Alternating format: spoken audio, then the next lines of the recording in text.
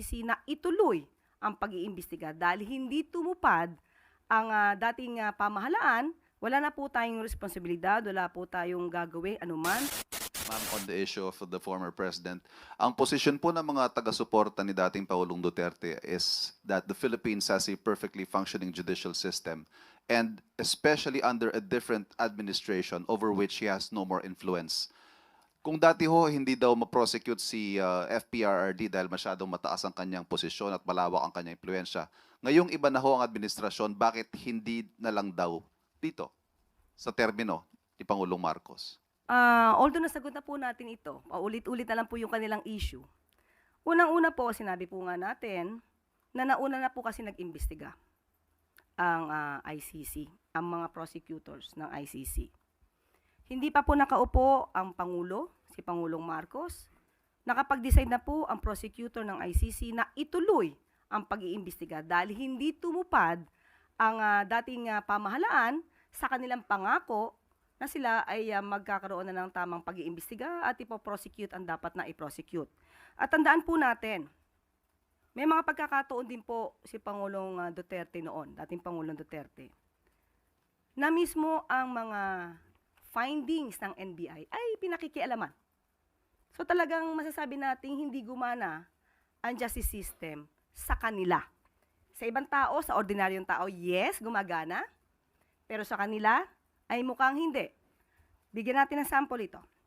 Natatandaan nyo ba nung nagkaroon ng findings ng NBI kay Colonel Marvin Marcos, Police Superintendent Marvin Marcos?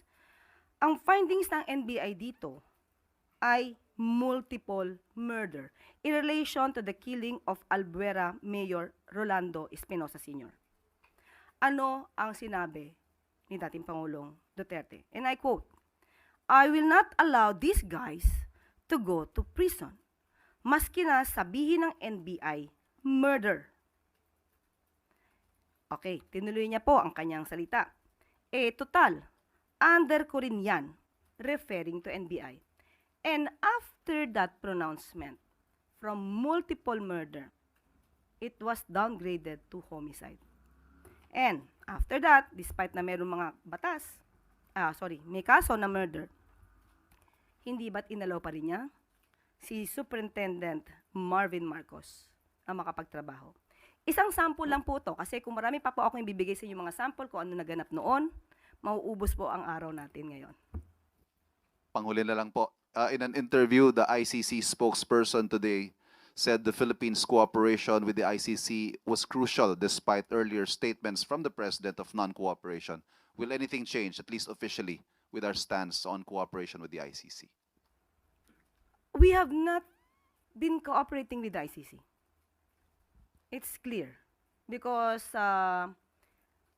the stance of the President regarding the jurisdiction of ICC over the Philippines remains. Salamat po. Tuesday New, DZBB.